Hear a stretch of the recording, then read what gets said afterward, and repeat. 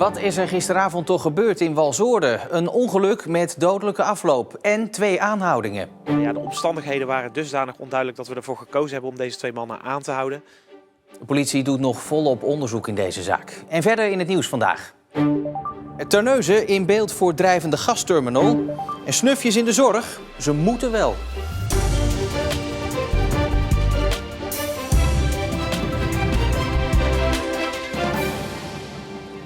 Goedenavond. Er is nog veel onduidelijk rond het overlijden van een 31-jarige man uit Klingen. Hij kwam gisteravond in Walshoorde om het leven na een ongeluk met een klein landbouwvoertuig. Maar de man is na het ongeluk verplaatst naar een andere plek een stukje verderop. En 2 mannen van 24 en 36 jaar zitten vast. Ja, zij verklaren ook in de eerste verklaring dat zij bij dat ongeval aanwezig waren. Maar wat daar dus precies gebeurd is, dat is nog onduidelijk. Het enige wat duidelijk is dat aan de Mariadijk een ongeluk is gebeurd met een klein landbouwvoertuig. En vervolgens zijn deze 2 mannen met het slachtoffer, het zwaar gewonde slachtoffer op dat moment, gaan rijden. En ze zijn op een andere locatie aangetroffen en daar hebben de hulpdiensten eerste hulp verleend. Ja, dat vonden wij dusdanig vreemd dat uit voorzorg en voor ons onderzoek, maar ook uit belang van die 2 mannen, ze zijn aangehouden. We hebben overigens ook de personenauto waarin het slachtoffer is vervoerd ook in beslag genomen. We willen alles uit kunnen sluiten. We willen fatsoenlijk sporenonderzoek kunnen doen. Technisch onderzoek. En daar zijn ook verkeersspecialisten van forensische opsporing bij betrokken. Om te kijken wat is daar nu gebeurd. Dat de 2 nu als verdachten zijn aangemerkt betekent niet meteen dat ze ook schuld hebben. Dat wordt namelijk nog uitgezocht. De politie heeft het nu meer gedaan om de verdachten meer rechten te geven. Zoals bijvoorbeeld het recht op een advocaat en dat ze zich kunnen beroepen op een zwijgrecht. Rechten die je als getuige of betrokkenen niet hebt. Vanwege de complexiteit van het onderzoek verwacht de politie dat het nog wel enige tijd zal duren voordat er meer duidelijkheid over het ongeluk komt. De GasUnie onderzoekt de mogelijkheid om in de haven van Terneuzen een drijvende gasterminal aan te leggen. Het gaat dan om een schip met LNG dat net als deze rode hier in de Eemshaven kan dienen als gastankstation voor Nederland en voor omliggende landen. De GasUnie wil tempo maken en hoopt in de eerste maanden van volgend jaar een schip te hebben gevonden dat in Terneuzen kan komen te liggen. Met de kou van de afgelopen dagen begint de schaatskoorts ook hier bij de schaatsbaan van Krabbedijken de kop op te steken. Dus is afgelopen weekend het terrein onder water gezet. Je ziet dat nu grote delen al wel dicht ligt. Niet alles natuurlijk. Eerst moet de watertemperatuur naar beneden toe. Nou, dat is goed gelukt. En nou is het afwachten wat het gaat doen met het weer. En dan is het voor iedere ijsmeester weer een sport om de eerste te zijn met een goede ijsbaan. Uiteraard leeft dat. Kijk, zodra het maar een klein beetje vorst in de lucht zit, dan gaat onze appgroep rood gloeiend. En de weerman gaat aan de slag. We gaan met z'n allen aan de slag. En wij moeten en wij willen de eerste zijn. Absoluut. Gaat het lukken? We geven de moed niet op totdat het weer boven de 10 graden is, zeg maar. Maar zolang we onder de 0 zitten, gaan wij er zeker voor. De laatste keer dat er geschaatst kon worden op de ijsbaan van Krabbedijken was in 2018.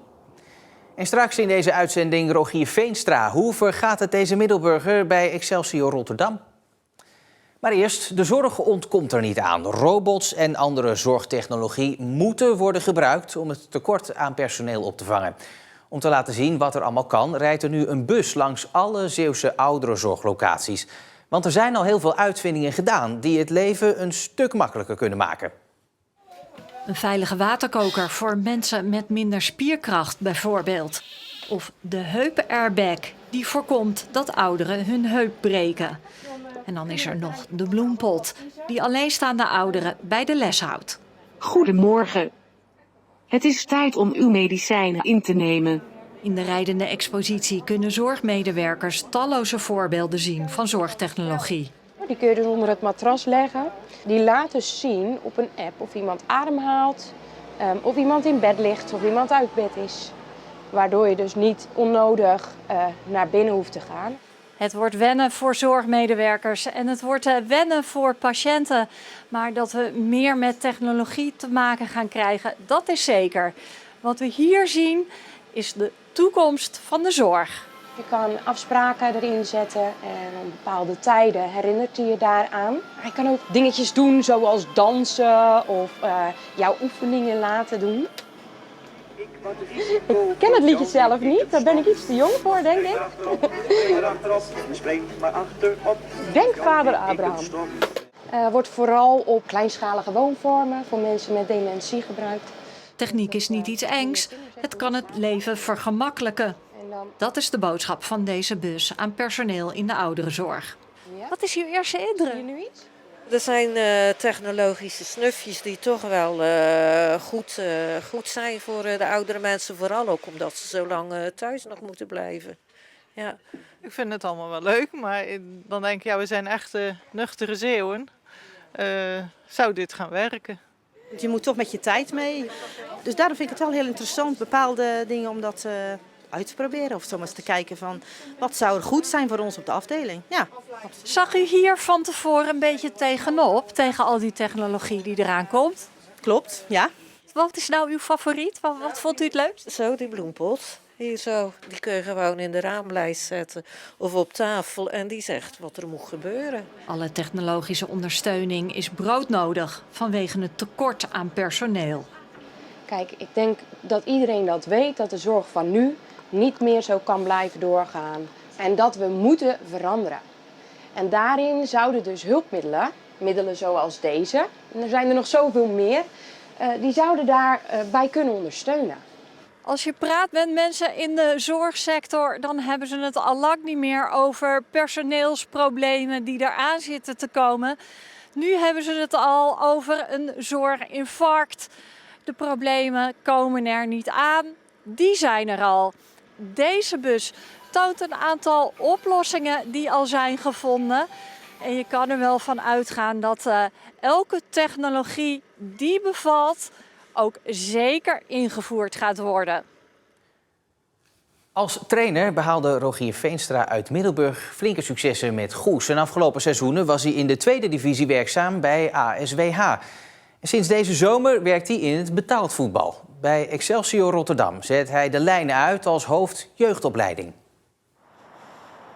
Ja, een hele andere baan dan dat ik de afgelopen 10, 15 jaar gedaan heb. Want toen stond ik op het veld. Dus er is heel erg veel op me afgekomen.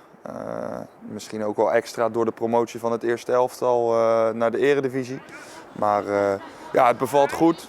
In zijn eerste maanden bij Excelsior ziet Veenstra binnen de club een afspiegeling van de stad Rotterdam. Met veel spelers uit verschillende culturen.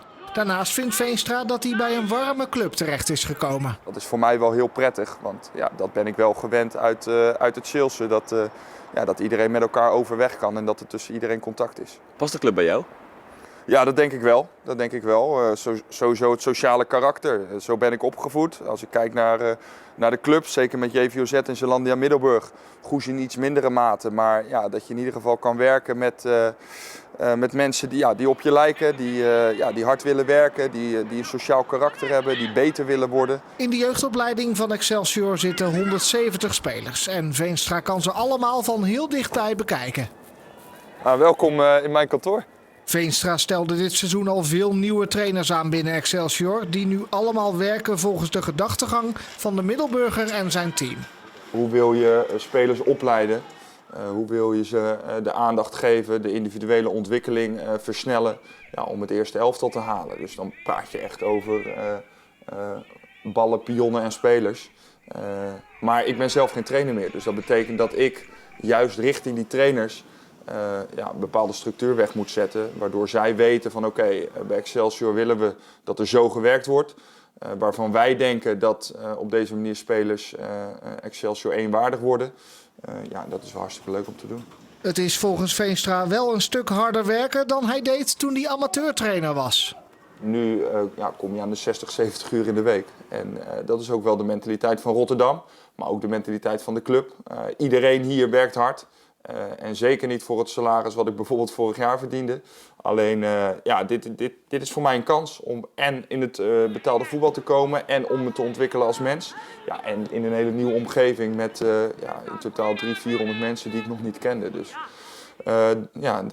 de sprieten staan elke dag aan. En nogmaals, na 4 maanden kan ik concluderen dat ik enorm veel geleerd heb. En dat ik aan de andere kant ook wat terug kan geven. Want ik denk dat we zeker op technisch gebied wel wat stappen hebben gemaakt.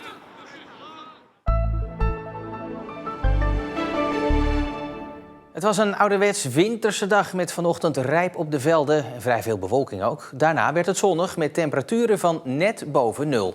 Morgenochtend dan is het ook redelijk zonnig en de maximumtemperatuur ligt dan ook rond het vriespunt. Tot zover Zeeland Nu voor vandaag. Op onze sportsite kun je trouwens stemmen op je favoriete Zeeuwse voetballer van dit seizoen. Wie was de beste? Keeper, aanvaller, verdediger en middenvelder van de 3 hoogst spelende clubs tijdens de eerste seizoenshelft hier in Zeeland. Laat het weten en stel op die manier dus eigenlijk je eigen elftal samen. Even stemmen dus op omroepzeelandsport.nl. Het laatste nieuws vind je natuurlijk altijd op onze site en in onze app. Ik wens u voor nu nog een hele fijne avond.